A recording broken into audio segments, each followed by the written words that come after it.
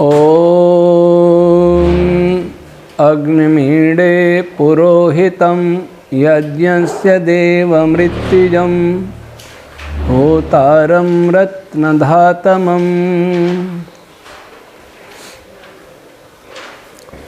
हम पिछले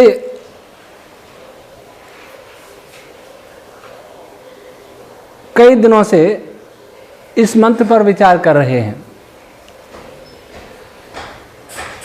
आज हम आध्यात्मिक अर्थ की चर्चा करते हैं कि परमात्मा ने इस मनुष्य को इस मंत्र के माध्यम से संपूर्ण सृष्टि कैसे बनी, कैसे चल रही है, इसका सार बताया। अर्थात सृष्टि विज्ञान की संपूर्ण भूमिका इस मंत्र में है, इसलिए यह पहला मंत्र है। और जीवन जीने के लिए, ज्ञान के विकास के लिए, तकनीक के विकास के लिए हमें क्या करना चाहिए और समाज और विश्व को सुसंगठित, सुखी, समृद्ध करने के लिए हमें क्या करना चाहिए, इसकी भी भूमिका इस मंत्र में बताई है, जिसकी हम चर्चा अपनी आदि भौतिक भाष्य में कर चुके। अब प्रश्न आता है कि चार ऋषियों को या मनुष्यों को यह ज्ञान हो गया, सृष्टि कैसे बनी, कैसे चल रही है, कैसे उपयोग किया जाए। अगर किसी व्यक्ति को यह बता दिया जाए कि तुम्हारा वाहन है, इस प्रकार से बना है, इस प्रकार चल रहा है, ऐसे इसका उपयोग करना चाहिए, इस प्रकार से नहीं करना चाहिए, इतना ज्ञान दे दिया, तब भी क्या मनुष्य का उत्थान हो जाएगा? नहीं होगा। आज यही हो रहा है। पहले तो सृष्टि की अधूरी जानकारी, सृष्टि संचालन कैसे हो रहा है इसकी भी अधूरी जानकारी, तब सृष्टि में कैसे रहना चाहिए ये ज्ञान कैसे होगा? और यदि ये ज्ञान हो भी जाए सृष्टि का, तब भी वह व्यक्ति अपना संपूर्ण उत्थान नहीं कर सकता जब तक उसे ये न बताया जाए कि सृष्टि के मालिक तुम नहीं हो, सृष्टि का मालिक, सृष्टि का स्वामी कोई और है, जिसने बना के सृष्टि दी है। तो यहां वेद उपदेश करता है कि हे मनुष्यों, जो इस सृष्टि यज्ञ का, जो सृष्टि में यज्ञ हो रहा है, अर्थात जो सृष्टि है उसका अग्नि एक तो बताया, आज 6 अग्नि तो पहले बता चुके, आदि भौतिक में राजा गुरु आदि को भी अग्नि बता चुके, लेकिन अब अग्नि का अर्थ है जीवात्मा और परमात्मा। क्योंकि शरीर के अंदर सभी इंद्रियों को आगे ले जाने वाला जीवात्मा ही होता है, जीवात्मा ही उनका नायक होता है। जब तक शरीर में आत्मा है तब तक सारी इंद्रिय काम कर रही हैं, सारा शरीर काम कर रहा है, लेकिन जैसे ही वह जीवात्मा चेतन शक्ति निकल जाती है, वो शरीर मृत हो जाता है। जैसे बिजली के जाने से सभी यंत्र बंद हो जाते हैं, वैसा ही हो जाता है। तो आध्यात्मिक अर्थों में अग्नि जीव को इसलिए कहते हैं कि जीवात्मा ही सबका अग्रणी होता है, जीवात्मा ही सबका पुरोहित होता है। किसका पुरोहित? जहां भी हम कोई कार्य कर रहे होते हैं, आंख से देख रहे होते हैं, कान से सुन रहे होते हैं, नाक से सूंघ रहे होते हैं, त्वचा से स्पर्श कर रहे होते हैं, जो भी कर रहे होते हैं, उस हर क्रिया के पीछे जीवात्मा रूपी चेतना की भूमिका अनिवार्य होती है। वह प्रत्येक क्रिया के पीछे है। इसलिए उपनिषदकार ने कहा, एष दृष्टा स्पृष्टा श्रोता ज्ञाता मनता बोधा। ये जीवात्मा यही दृष्टा है, देखने वाला है, ये स्पर्श करने वाला है, यही मनन करने वाला है, यही सुनने वाला है, यही किसी बात को समझने वाला है। जीवात्मा तो इसके साधन है। जैसे मैं कलम से लिखता हूं, अक्षर कलम के हैं कागज पर, लेकिन उस कलम को चलाने वाला मैं हूं। देख आंख रही है, लेकिन आंख तो साधन है, देखने वाला कोई और है। मेरी आंख, मेरा कान, मेरी नाक, मेरे हाथ, मेरे पैर, मेरा मन, मेरा मस्तिष्क, या मेरा कहने वाला कौन है? ये मेरा आत्मा है। आत्मा कहता है यह मेरी आंख है, आत्मा कहता है मेरा मुंह है, आत्मा कहता है मेरा शरीर है। तो जो मेरा मेरा कर रहा है वही अग्नि है, वही पुरोहित। क्यों? कि वही, उसी आत्मा ने इन सबको धारण कर रखा है, सूक्ष्म शरीर के रूप में, फिर स्थूल शरीर को धारण कर रखा है। जब इसका धारण वो छोड़ देता है, स्थूल का साथ छोड़ देता है, सूक्ष्म शरीर को लेकर चला जाता है अपने कर्मों के साथ। और मुक्ति होती है तो सूक्ष्म को भी छोड़ देता है और अकेला जाता है कारण शरीर के साथ। तो जीवात्मा इसलिए पुरोहित भी है, जीवात्मा और देव है, क्योंकि सारे इंद्रियों का प्रकाश, सभी इंद्रियों का प्रकाशक यही है। ये उसकी चेतना से चेतनवत व्यवहार करती हैं। जैसे अग्नि में लोहा डालने से लोहा अग्निवत व्यवहार करता, अग्नि नहीं हो जाता। आंख चेतनवत व्यवहार करती है आत्मा की चेतना के कारण। कान चेतनवत व्यवहार करते हैं आत्मा रूपी चेतना के कारण। बुद्धि और मन चेतन की तरह कार्य करते हैं आत्मा रूपी चेतना के कारण। जैसे किसी दर्पण में, दर्पण के सामने गुलाब का पुष्प रख दिया जाए तो दर्पण गुलाब के पुष्प जैसा दिखाई देता है, उसका प्रतिबिंब है। तो जीवात्मा की चेतना से सब चेतनित हो रहे हैं, सब चेतन हो रहे हैं और चेतन बन करके व्यवहार कर रहे हैं। लोहा, गर्म लोहा आग लगा सकता है, परंतु वह लोहा वास्तव में अग्नि नहीं होता, अग्निवत हो जाता, अग्नि के समान हो जाता है। वैसे ही इंद्रियां और शरीर, जब तक आत्मा हमारे अंदर, उनके अंदर है, तभी तक वो चेतन की तरह व्यवहार करते हैं। इसलिए इसको कहा देव। वह सब, उन सब इंद्रियों का वो प्रकाशक है, सबका संचालक है, और वही पुरोहितम और वही ऋत्विज है। वही इसका यज्ञ कर रहा है। ऋत्विज होता दोनों वही है, जो जीवात्मा भी यज्ञ कर रहा है। इंद्रियां उसके साधन है, कर्मों की आहुति डाल रहा है और फिर फल भोग रहा है। सृष्टि में सारे कार्य कर रहा है। कुछ आत्मा याज्ञिक होते हैं, कुछ आत्मा आसुरी होते हैं, कुछ आत्मा परोपकार करते हैं, कुछ आत्मा दूसरों का अपकार करते हैं, लेकिन कर्ता वो चेतन आत्मा ही है। इसलिए यह ऋत्विज है, होता है, सारे कार्यों का करने वाला है। और रत्न धातम, इस शरीर में जो भी रमणीय कर्म है, जो भी कार्य हो रहे हैं, उन सबको धारण करने वाला, सभी प्रकार के गुणों अथवा अवगुणों को धारण करने वाली यही जीवात्मा है। आत्मा, कुछ लोग कहते हैं कि आत्मा तो निर्विकार है। बिल्कुल निर्विकार है, लेकिन फिर उसमें विकार कहां से आ जाता है, उसमें अवदोष कहां से आ जाता है? आत्मा बिल्कुल निर्विकार है, लेकिन किसी भी दोष का उत्तरदायी आत्मा ही होता है, क्योंकि जड़ कभी दोषी नहीं होता। जड़ को न श्रेय दिया जा सकता है और न जड़ किसी कार्य के लिए दोषी होता है, बल्कि उसका उपयोग करने वाला होता है।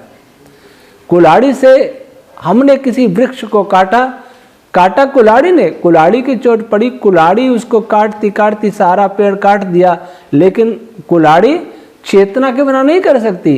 तो हम लकड़हारे हैं, सारी इंद्रियां कुल्हाड़ी हैं, हाथ पैर सब कुल्हाड़ी हैं।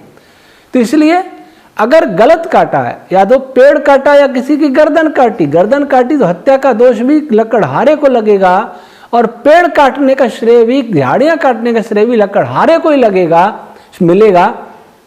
इसलिए यह आत्मा ही दोषी है, यही यज्ञ कर रहा है और यही सब गुण अवगुणों को धारण करने वाला है। यही इसलिए रत्न धातमम है। यह आत्मा चाहे तो मुक्ति को प्राप्त कर सकता है और संसार में शांति की स्थापना कर सकता है, संसार को आनंदित कर सकता है, और आत्मा चाहे तो संसार को नरक बना सकता है, जैसे आज नरक बनाया जा रहा है। जब तक कोई व्यक्ति, तो यहां वेद कहता है कि हे मनुष्यों, ऐसे अग्नि, जीवात्मा रूपी अग्नि, जो पुरोहित रूप भी है, देव रूप भी है, ऋत्विक रूप भी है, होता रूप भी है, रत्न धातम रूप भी है, उसको ईड़े, उसकी खोज करो, उसको पहचानो, अर्थात स्वयं को पहचानो। जब तक उपयोग करने वाला, किसी साधन का उपयोग करने वाला कोई व्यक्ति ये नहीं जानता कि तू कौन है, तो वह साधन का भी उपयोग नहीं कर सकता है। एक जिला अधिकारी को, जिला कलेक्टर को ये नहीं मालूम पड़े कि वह जिला कलेक्टर है, तो अपने कार्यों का ठीक ठीक संपादन नहीं कर सकता। अध्यापक ये न अनुभव करे कि वह अध्यापक है, तब तक वो नहीं पढ़ा सकता। पिता अपने को यह अनुभव नहीं करे कि वो पिता है, तो वो पितृत्व धर्म का पालन नहीं कर सकता। पुत्र यह न समझे कि मैं पुत्र हूं, तब तक वो पुत्र धर्म का पालन नहीं कर सकता। डॉक्टर यह न समझे कि वह डॉक्टर है, तब तक वह चिकित्सा नहीं कर सकता। इंजीनियर जब तक यह न समझे कि वो इंजीनियर है, तब तक वो अपने कर्तव्य का निर्वहन नहीं कर सकता। इसलिए प्रत्येक मनुष्य को यह चाहिए कि वह जानने का प्रयास करे, जाने कि वह कौन है। व्यापारी है, किसान है, मजदूर है, अध्यापक है, डॉक्टर है या सैनिक है, ये जाने लोक व्यवहार के कारण। लेकिन ये तो सब जान रहे हैं, इन सब की तो बात की भी जा रही है संसार में। लेकिन मूल बात है, इस सब के पीछे भी हम जान रहे हैं हम कौन से मजहब के, ये मजहब जानते हैं जो वास्तव में गलत है। हम कथित जातियों को जानते हैं, हम स्त्री और पुरुष ये जानते हैं, लेकिन नहीं जानते कि इसके पहले क्या है। इसके पहले हम मानव हैं, और उससे पहले हम आत्मा हैं, जीवात्मा है, चेतन है। अगर ये मनुष्य ये भी जान ले कि मैं मानव हूं और मेरे जैसे दिखने वाले सभी मानव हैं, अर्थात हमारी सबकी श्रेणी एक है, इसलिए हम सभी भाई हैं, भाई बहन का संबंध है, तो संसार में शांति की स्थापना हो जाए। लेकिन ऐसा नहीं करते, और उसके पीछे भी अगर ये मान ले कि हम मानव हैं, तो फिर वो दूसरे पशु पक्षियों के लिए दानव बनते जाएंगे, उन्हें मार के खाते जाएंगे। वहां उनकी मानवता ये मना नहीं करेगी कि ऐसा नहीं करना है, क्योंकि उन्होंने ये नहीं समझा अभी तक कि हम चेतन आत्मा हैं। जब हम ये अपने को ये जान लेंगे कि हम चेतन आत्मा हैं, तो वैसे व्यवहार करेंगे जैसे कि सभी चेतन आत्माओं, सभी प्राणियों को सुख होवे। जैसे एक परिवार के सभी सदस्य यह मान लें कि हम एक परिवार के सदस्य हैं, तो मिलकर रहेंगे, अपनी रोटी मिल बांट कर खाएंगे, अपने साधनों का मिल बांट के उपयोग करेंगे, दुरुपयोग नहीं करेंगे। जब गांव वाले मान लें कि हम सभी गांव वाले हैं, इसी गांव में रहना है, तो गांव के लोग आपस में नहीं लड़ेंगे। जब हम ये जान लें कि हम सब इस देश के रहने वाले सभी भारतीय हैं, तो आपस में ये दंगे नहीं होंगे, दंगे फसाद नहीं होंगे। जब हम ये जान लें कि हम सभी पृथ्वीवासी हैं, हम सभी मनुष्य हैं, तो पृथ्वी पर अशांति नहीं होगी जो आज हो रही है। लेकिन इसके लिए वो दूसरे जानवरों पर दया नहीं करेंगे। ये कब करेंगे? जब ये जान लेंगे कि हम सभी आत्मा हैं, मनुष्य आगे भी आत्मा है, और आत्मा सभी में एक जैसा होता है। जैसे मुझे सुख दुख होता है, वैसे मछली को, मुर्गे को, सभी को सुख दुख होता है, तो उनकी कोई हत्या नहीं करेगा अपने स्वाद के लिए, अपने स्वार्थ के लिए, लोभ के लिए। इसलिए वेद कहता है कि तुम आत्मा रूपी अग्नि की खोज करो, अर्थात उसे जानो और जान करके वैसा ही आचरण करो। क्या आज कोई आचरण करता है? आज आचरण ऐसे करता है कि मैं मशीन हूं। आज के अधूरे विज्ञान ने, आज के भटकते विज्ञान ने हमें क्या सिखाया कि तुम मशीन हो, तुम एक रोबोट हो। इसलिए क्या करो कि इस पृथ्वी का सारा दोहन कर लो, सारा कोयला खा जाओ, सारे डीजल सबका उपयोग कर लो। और उपयोग में भी ये अपने को मनुष्य भी नहीं मानता। कोई यहूदी मानता है, कोई ईसाई मानता है, कोई हिंदू मानता है, कोई मुसलमान मानता है, कोई और कुछ मानता है, कोई अमेरिकन मानता है, कोई पाकिस्तानी मानता है, कोई अरब मानता है, कोई यूरोपियन मानता है, कोई रशियन मानता है, चाइनीज मानता है। ये नहीं मानता कि वो मानव है। फिर क्या होता है? संघर्ष होता है। मैं अधिक संसाधनों का उपयोग करूं, मैं सारी वसुधा का मैं राजा बन जाऊं। क्यों बन जाऊं? क्योंकि मैं ही हूं, मेरे ये सब मेरे सामने तुच्छ हैं। क्योंकि वो सबको मनुष्य मान्यता ही नहीं है। वो जानता है कि गरीब है, कमजोर है, ग्रामीण है, किसान है, उसका कोई मूल्य नहीं है। वो ऐसी टेक्नोलॉजी लाएगा कि किसान की जरूरत नहीं, मशीनों से काम कर लेंगे, किसान मरे तो मर जाए, कोई दिक्कत नहीं, उसको क्या दिक्कत। तो ऐसा क्यों हो रहा है? क्योंकि आज ये बताया ही नहीं जा रहा कि हम सब चेतन प्राणी हैं। इसलिए यह पृथ्वी, यह ब्रह्मांड सभी चेतन प्राणियों का इसमें साझा भाग है। इसलिए वेद कहता है अपने को पहचानो कि तुम आत्मा हो, उसे खोजो, साधना करो। आज योग का अर्थ हुआ कसरत करना। शराब पी रहा वो के योगा करता हूं, मांस खाता वो कहते योगा कर रहा हूं। योगा, हमने सोचा कि विश्व में योग पहुंच गया, योग का नाम योगा हो गया। 21 जून को योग दिवस मनाया जा रहा है। लेकिन कौन है योगी? कई नाम के आगे योगी लगाते। कौन है योगी?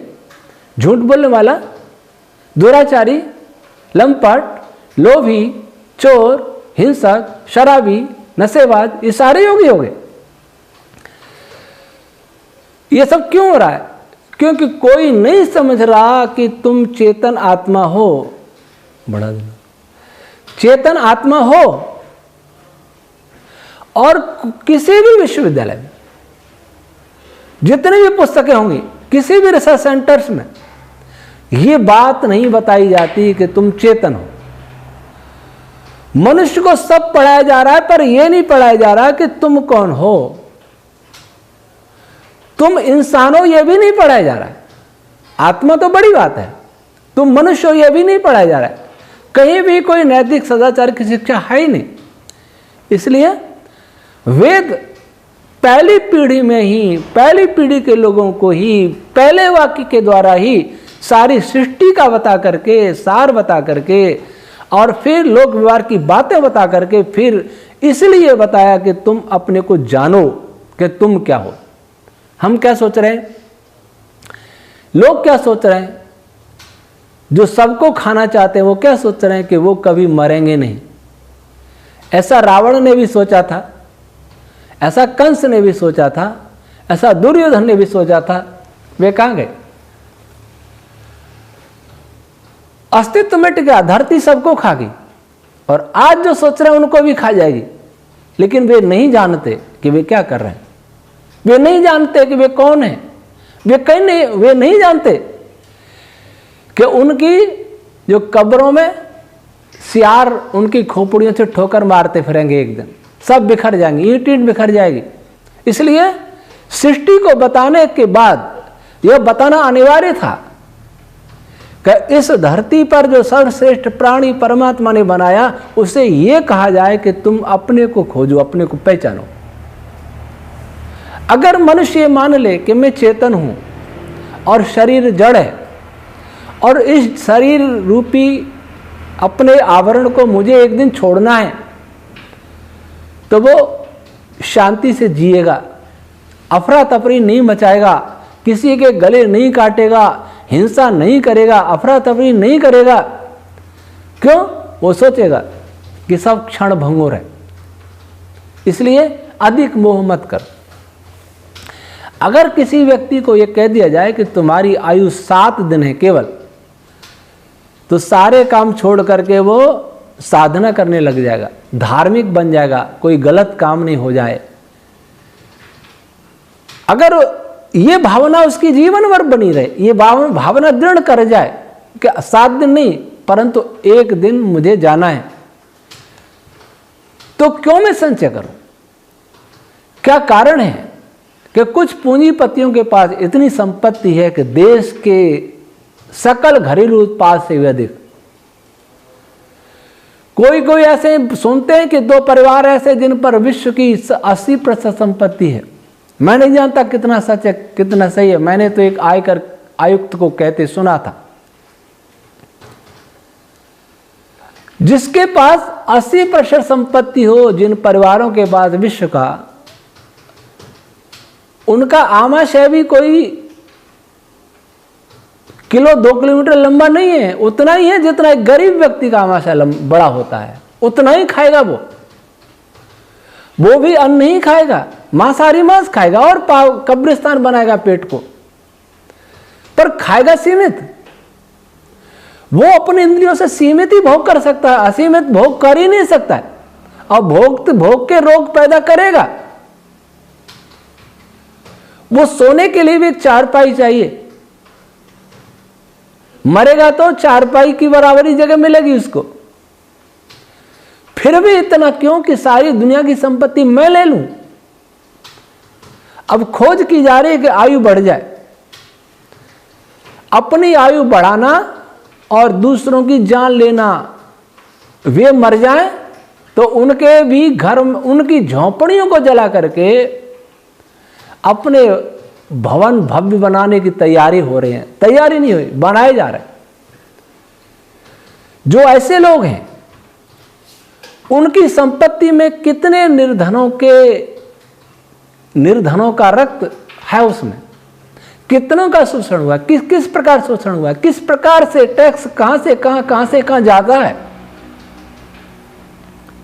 कोई धन के लोभ में, कोई यश के लोभ में, कोई प्रतिष्ठा के लोभ में। न धन बचेगा, न यश बचेगा, न प्रतिष्ठा बचेगी, यहां से चले जाना है। फिर भी पाप कर रहा है। कारण उनके क्या, वे सोचे क्या उनके तौरेत में, इंजील में, कुरान में, या और जिसको जो मानता है, हिंदू है तो अपने पुराण कहते हैं या वेद में, क्या ये लिखा है कि ये सब तुम्हारे लिए और तुम साथ रखोगे, तुम अमर होगे? कोई अमर नहीं बताता। लेकिन फिर भी व्यवहार ऐसे कर रहे हैं कि वो अमर है, व्यवहार ऐसे कर रहे हैं कि वो सर्वशक्तिमान है। उनको यह पता ही नहीं है कि वह भी चेतन है। जो चेतना एक कीड़ी चींटी के अंदर होती है, वही चेतना बड़े बड़े शक्तिवान, जो शक्तिशाली लोग हैं उनमें, बड़े बड़े धनपति उनमें भी है, उनमें भी वही आत्मा है। लेकिन फिर भी इतना पाप, इस पाप की ज्यादा चर्चा नहीं करूंगा, आप सब जानते हैं आज क्या हो रहा है, कैसे लूट हो रही है, बीमारी के नाम पर, किसके नाम पर क्या क्या हो रहा है, क्या क्या अपराध हो रहे हैं। ये सब मैं मानता हूं कि यह सब कारण है अज्ञानता का। वे लोग नहीं समझते कि वे क्या कर रहे हैं, वे लोग नहीं समझते कि वे कौन है, वे नहीं समझते कि उन्हें क्या करना चाहिए। तो मैं कौन हूं, इस बात को जानने की बहुत आवश्यकता है। मैं जिस पद पर हूं उस पद को मैं समझूंगा कि मैं उस पद पर हूं, तभी उस पद के अनुकूल मैं काम कर पाऊंगा। तो ऐसे संसार के ऐसे पूंजीपति हो, ऐसे सत्ताधारी हो जो सोच रहे हो कि अमर हो जाएंगे, उनका यश अमर रहेगा, जो सोच रहे हैं कि सारी संपत्ति लेके सुखी कोई नहीं होता। कभी देवी मैत्रेयी ने महर्षि याज्ञ अपने पति महर्षि याज्ञवल्क्य को कहा था, न वित्ते न तर्पणीयो मनुष्य, वित्त से कभी मनुष्य तृप्त नहीं होता। तो उसके लिए इतना, कोई आज तक अमर नहीं हुआ, तब भी इतना पाप। इसलिए यह मंत्र बता रहे, इस मंत्र पर विचार करें और सारे अपने अपने मजहबी ग्रंथों को देख लें कि इस मंत्र के प्रारंभ में एक लाइन में कितना उपदेश दिया, हम कितने दिन हो गए आज। तो आज इतना ही, किस मंत्र से प्रेरणा लें कि हम अपनी खोज करें। बहुत खोज लिया, आकाश की ऊंचाइयों तक पहुंच गए, हम गैलेक्सियों को देख रहे हैं, कितनी गैलेक्सियां देख ली, कहते हैं 200 अरब करोड़ गैलेक्सियां देख ली। कई बहुत सारे ग्रहों को ढूंढ रहे हैं, तारों को बनते और बिगड़ते देख रहे हैं, मंगल पर जा रहे हैं, सौरमंडल से बाहर हम अपने यंत्र भेज रहे हैं, समुद्र की गहराइयों को नाप रहे हैं, समुद्र का मंथन कर रहे हैं, निकाल रहे हैं उसमें से जो नहीं निकालना वो निकाल रहे हैं, मछलियां मार के खा रहे हैं। सब कुछ देखा पर अपने को नहीं देखा कि तुम्हारे भीतर कौन है, अर्थात तुम कहां बैठे हो, किस रूप में हो, ये नहीं देखा। जो अपने को नहीं देखता सबको देखता है, वह मनुष्य मूर्ख होता है। तो आज वे मूर्ख हैं जो इस भागदौड़ में चल रहे हैं, सारी संपत्ति इकट्ठी कर रहे हैं, सबको मूर्ख बना रहे हैं और दूसरों को मूर्ख बना करके स्वयं को बुद्धिमान मान रहे हैं। वे समझ लें कि संसार कैसे बना ये भी आपने नहीं जाना, जान भी लोगे, आधुनिक साइंस से तो नहीं जान पाओगे पूरा, वैदिक साइंस से जान लोगे। राजा कैसा होना चाहिए, गुरु कैसा होना चाहिए, ये भी जान लोगे, परंतु मैं कैसा हूं, मैं क्या हूं, ये जानो, तब संसार में जीने का एक मार्ग मिलेगा। एक बात और जानिए, अंतिम बात, उसकी चर्चा हम कल करेंगे। आज इतना ही। ओम शम।